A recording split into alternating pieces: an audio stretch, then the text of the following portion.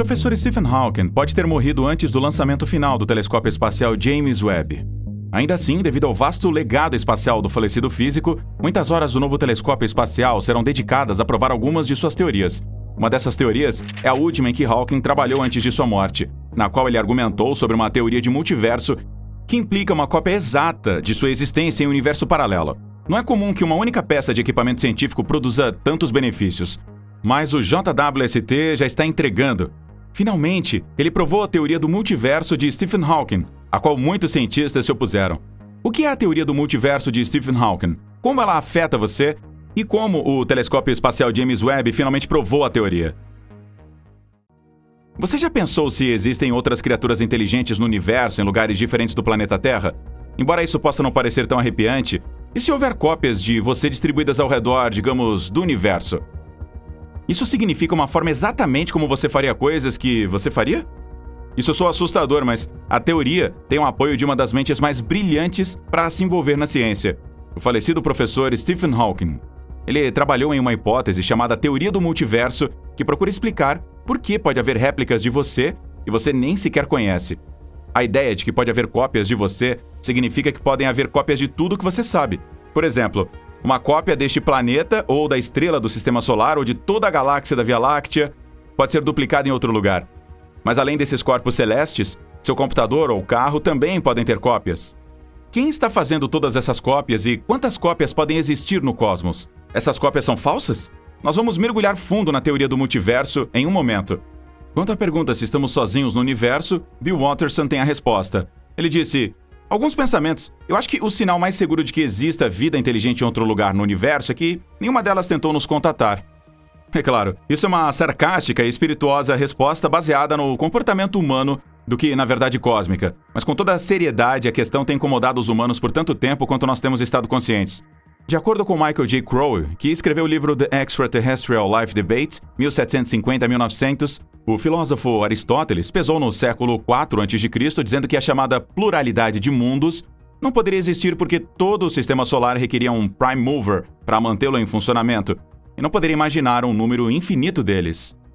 Por volta da mesma época, Epicuro escreveu uma réplica notavelmente moderna para a opinião aristotélica. Então ele sugeriu que os átomos eram infinitos em número e argumentou que existem mundos infinitos tanto quanto o nosso.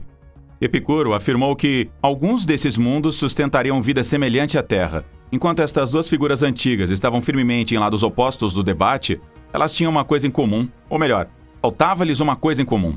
Elas não tinham absolutamente nenhum dado observacional no qual basear suas opiniões, significando que a controvérsia em torno da possibilidade de vida extraterrestre se prolongou pela Idade Média e Renascimento até o nosso próprio tempo.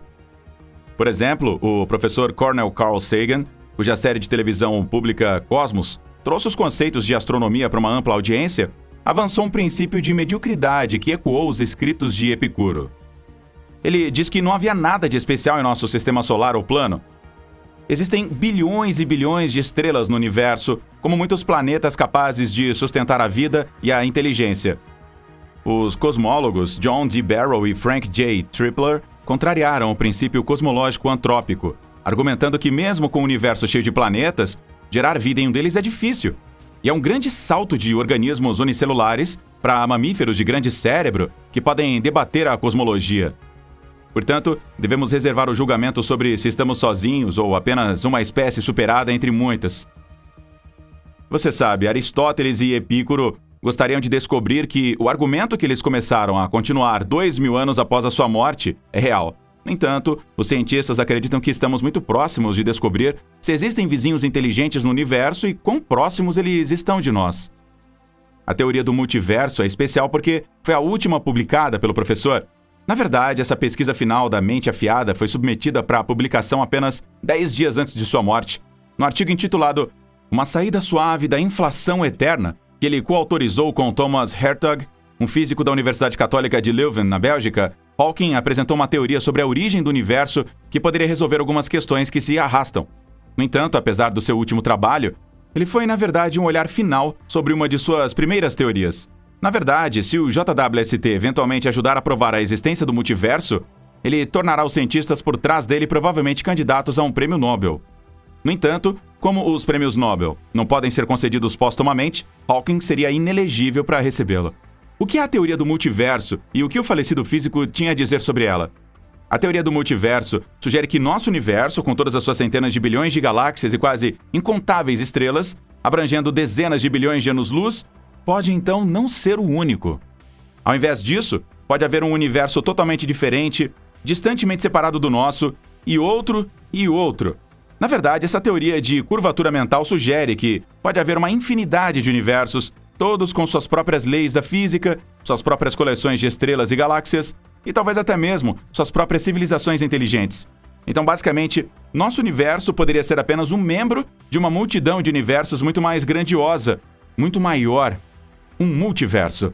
No entanto, como algumas pessoas dirão, ele fica mais assustador porque a implicação do multiverso é a existência de doppelgangers, ou cópias. De acordo com a lógica, se realmente há uma infinidade de universos, mas um número finito de maneiras de organizar partículas em qualquer universo individual, então, os mesmos padrões estão destinados a serem repetidos eventualmente. Isso significaria que a alguma distância incrível haveria uma cópia exata de você assistindo a uma réplica exata deste vídeo. E por que haveria um número infinito de universos? Haveria um número infinito desses cenários exatos, todos acontecendo ao mesmo tempo. O conceito do multiverso surge em algumas áreas da física e da filosofia, mas o exemplo mais proeminente vem da teoria da inflação. A teoria da inflação descreve um evento hipotético que ocorreu quando o nosso universo era muito jovem, menos de 1 segundo de idade. Nesse breve período de tempo, o universo passou por um período de rápida expansão, inflando para se tornar muitas ordens de magnitude maior do que do seu tamanho anterior. Acredita-se que a inflação do nosso universo tenha terminado há cerca de 14 bilhões de anos. Entretanto, a inflação não termina em todos os lugares ao mesmo tempo. É possível que, como a inflação termina em algumas regiões, ela continue em outras.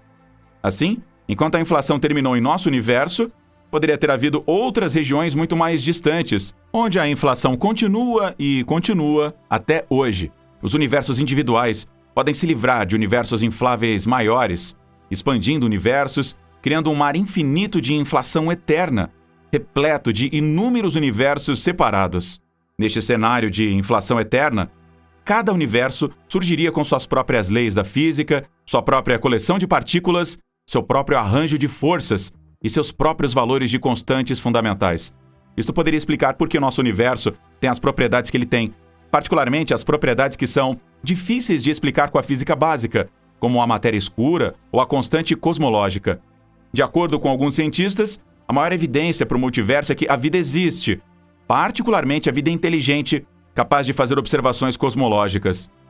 Eles a veem desta forma: certos aspectos do nosso universo parecem especiais e vitais para suportar a vida, tais como a longevidade das estrelas, a abundância de carbono, a disponibilidade de luz para a fotossíntese e a estabilidade de núcleos complexos. Mas todas estas características normalmente não são o caso se você receber um universo aleatório. O multiverso oferece uma explicação porque todas essas características são favoráveis em nosso universo, que é que outros universos também existam. Ainda assim, nós observamos este porque ele é capaz de suportar a vida complexa. Entretanto, de acordo com Hertog, Hawking não estava satisfeito com este estado de compreensão do multiverso. Então ele pediu a Hertog para se juntar a ele para tentar domar o universo. A dupla então trabalhou para desenvolver um método para transformar a ideia de um multiverso em uma estrutura científica coerente e testável. O trabalho final de Hawking sugere uma estrutura para a compreensão do universo que tornaria o multiverso finito, contável e sujeito a um envolvimento significativo através das ferramentas da ciência. Entretanto, uma coisa é ter uma teoria e outra é ser capaz de prová-la. Provar a teoria do multiverso é um passo complicado por causa do que ela envolve. A prova requer voltar no tempo para reexaminar muitos processos e eventos que aconteceram antes de nós chegarmos aqui como universo. Quando falamos em olhar para trás, estamos falando de períodos de bilhões de anos, até o Big Bang, como nós mencionamos neste vídeo. Onde os cientistas vão buscar a ferramenta que pode fazer isso? Os astrônomos têm se afeiçoado ao telescópio espacial Hubble, que merece um lugar no hall da fama dos telescópios. O Hubble foi lançado em órbita pelo ônibus espacial Discovery em 1990. Ele opera em uma órbita de cerca de 547 quilômetros ou 340 milhas acima da Terra. É o comprimento de um grande ônibus escolar e pesa tanto quanto 2 elefantes adultos. Em sua órbita, Hubble viaja a cerca de 5 milhas por segundo, que que é como viajar da costa leste dos Estados Unidos para a costa oeste em 10 minutos. O Sol é a fonte de energia do Hubble. O Hubble tira fotos nítidas de objetos no céu, tais como planetas, estrelas e galáxias. O Hubble já fez mais de 1 milhão de observações. Estas incluem fotos detalhadas do nascimento e morte de estrelas, galáxias a bilhões de anos-luz de distância e pedaços de cometa colidindo com a atmosfera de Júpiter. A vantagem do Hubble estar no espaço é que ele escapa da atmosfera da Terra bloqueando a luz que vem do espaço.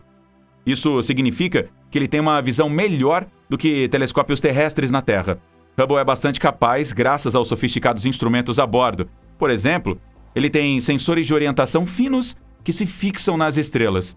Os sensores de orientação fina são parte do sistema de controle apontador e apontam o Hubble na direção certa. O telescópio é tão sensível que pode travar em um alvo que está a 1 milha de distância sem ser deslocado por mais do que a largura de um cabelo humano. Uma vez que o alvo é adquirido, o Hubble usa seu espelho primário para coletar luz. Este espelho pode coletar cerca de 40 mil vezes mais luz do que o seu olho. A luz salta do espelho primário para o espelho secundário, e o espelho secundário focaliza a luz de volta através de um buraco no espelho primário. E dali, a luz brilha nos instrumentos científicos do Hubble. Cada um desses instrumentos tem uma maneira diferente de interpretar a luz. Existem outros instrumentos no Hubble, mas até onde ele pode ver no passado? Essa é a mesma pergunta que fazemos: até que ponto o telescópio pode ver?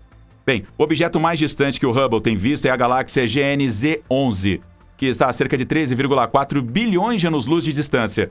Então, basicamente, o Hubble viu a GNZ11 como ela era há cerca de 13,4 bilhões de anos atrás. Esse é o limite do telescópio. O Big Bang ocorreu cerca de 13,7 bilhões de anos atrás, o que significa que há uma distância de 300 milhões de anos entre aquele evento e a medida que o Hubble pode olhar para trás. Essa lacuna contém informações cruciais. Fato engraçado, a galáxia GNZ11 está agora a 32 bilhões de anos-luz da Terra por causa da constante expansão do universo. É aqui que entra a mãe de todos os telescópios, o Telescópio Espacial James Webb. Considerado como o sucessor do Telescópio Espacial Hubble, o JWST é o maior observatório espacial já construído. Ele tem um gigantesco escudo solar que mede 22 metros por 12 metros, aproximadamente do mesmo tamanho que uma quadra de tênis. A função do escudo é evitar que o calor interfira com o funcionamento das câmeras infravermelhas. Entretanto, apesar do seu tamanho, cerca do dobro do tamanho do Hubble, o JWST tem quase a metade do peso, 6.500 quilos. Os espelhos dourados do JWST têm um diâmetro total de 6,5 metros, muito maior do que a placa de 2,4 metros de distância do Hubble. A implicação da maior área da superfície é que, em geral, o JWST terá uma visão aproximadamente 15 vezes maior que a do Hubble.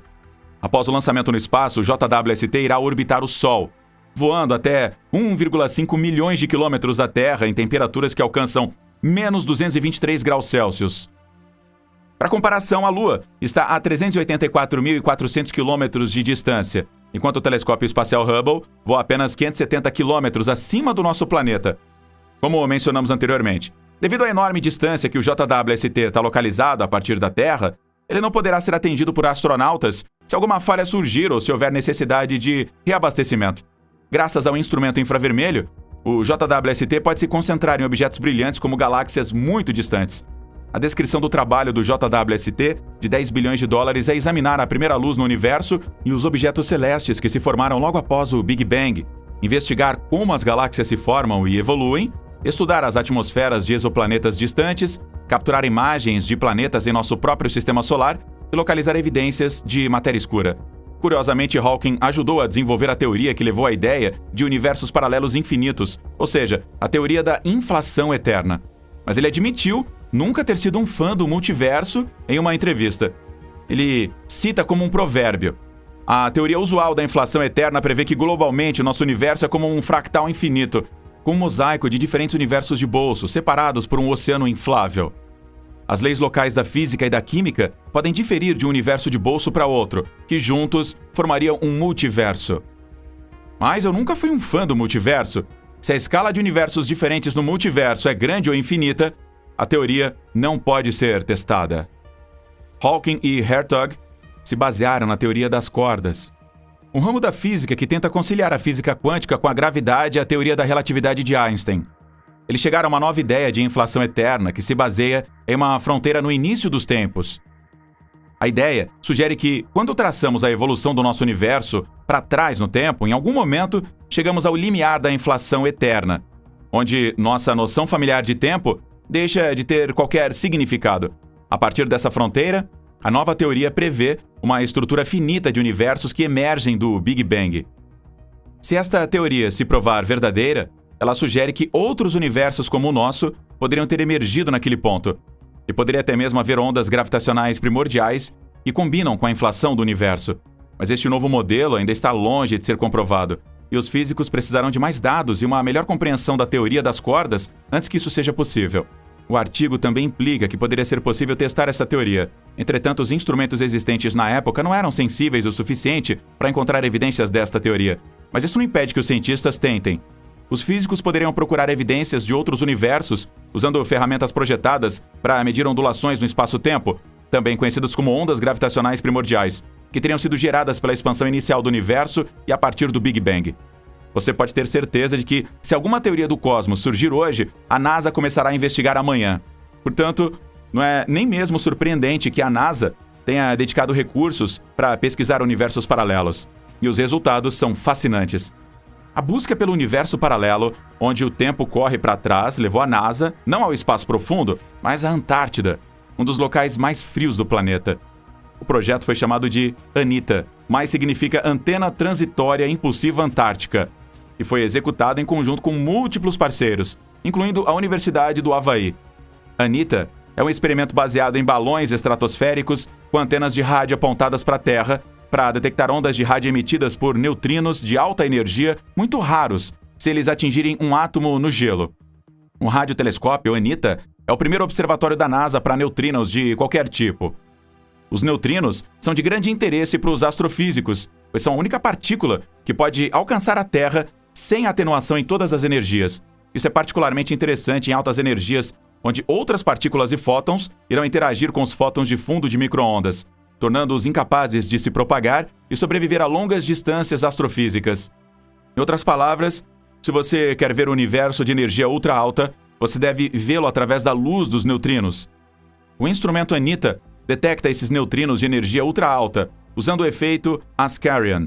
Este efeito prevê a produção de emissão de rádio coerentes a partir da cascata de partículas produzidas em uma interação de partículas de alta energia. Em outras palavras, a ANITA detecta um estalido nas frequências de rádio causado pela interação do nosso neutrino de energia ultra alta. Para detectar esta emissão de rádio, de pulsos Ascarian, os cientistas precisam de um meio de rádio transparente para que a interação ocorra, e muito dele, já que estas interações são raras. Alguns materiais que são radiotransparentes são sal, areia e gelo. Uma área razoavelmente radiosilenciosa também é necessária, pois os pulsos Ascarian são sinais muito tênues. A ANITA detectou o neutrino de alta energia saindo do gelo antártico, e os resultados levaram a uma discussão entre físicos. Alguns afirmam que os neutrinos vêm de um mundo ou universo paralelo onde o tempo corre para trás. Entretanto, outros cientistas advertem que existem outras explicações para os neutrinos detectados pela ANITA, e advertem sobre os saltos para conclusões sobre a existência de um universo paralelo. É claro que os cientistas têm que discutir sobre tudo, mas estamos animados que os humanos estejam o mais próximo possível de detectar se existem outras formas de vida inteligentes que habitam universos paralelos. Outra pessoa com opiniões sobre universos paralelos é o Elon Musk. Como CEO da SpaceX, uma empresa de exploração espacial, não é surpreendente que ele seja um nerd da ciência. Ele está promovendo humanos para viverem permanentemente em Marte, embora não seja provável que encontremos alienígenas no planeta vermelho. Enquanto isso, Musk também tem algumas visões interessantes sobre a teoria do multiverso. Ele acha que todos nós estamos presos em uma pseudo-experiência matricial. Ele revelou isso em uma sessão de podcast com Joe Rogan, com quem às vezes ele sai. De acordo com Musk, o universo tem 13,8 bilhões de anos e significa que qualquer civilização possa ter surgido em todos os cosmos teve tempo suficiente para aprimorar o seu conhecimento tecnológico.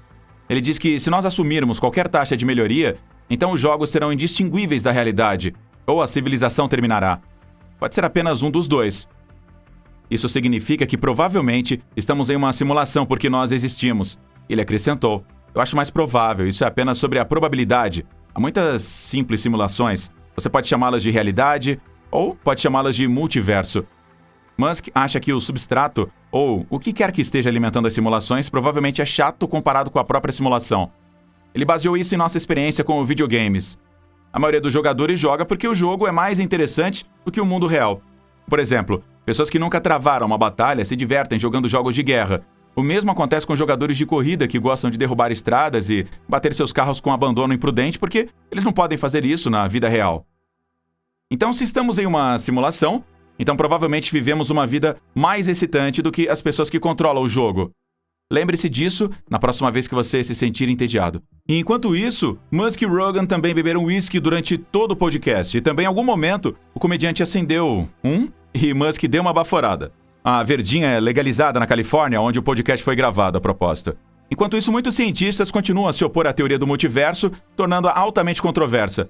Alguns cientistas expressaram publicamente as suas preocupações, argumentando que ela é inteiramente metafísica. Eles afirmam que realmente não é mais do que uma ideia banalizada como uma forma útil de preencher algumas lacunas explicativas reconhecidamente significativas em nossas teorias atuais. Nesse sentido, ela é usada tanto quanto os filósofos mecânicos aí do século 17 e 18, como Isaac Newton, usaram aí como Deus. Além disso, eles apontam que a teoria do multiverso não é, na verdade, uma teoria. No sentido real, ela não vem com um conjunto de reconhecimento aceito de equações matemáticas que podem ser usadas para realizar cálculos e fazer previsões. Isso significa que não há perspectiva de se conectar de nenhuma forma significativa com dados empíricos, pelo menos por enquanto. Outro argumento é que as teorias não podem sequer ser testadas, portanto elas não podem ser provadas nem refutadas. Argumenta-se que, assim como Deus ou astrologia, elas não pertencem à ciência. Um ponto adicional contra o multiverso é que ele não tem o mesmo status das teorias científicas familiares e bem estabelecidas como a relatividade e a mecânica quântica, algo que os teóricos do universo supostamente ignoram. Isso engana o público, que toma as teorias como ciência aceita. Uma situação que certamente deve ser prejudicial à percepção pública e à aceitação da sua autoridade. Além disso, os opositores do multiverso afirmam que alguns teóricos do multiverso parecem interessados em redefinir o que é a ciência. Eles querem destruir o método científico, enfraquecer a conexão entre a teoria e os fatos empíricos, empurrando, então, a demanda por evidências firmemente para um segundo plano. Vamos ouvir o que você acha nos comentários abaixo.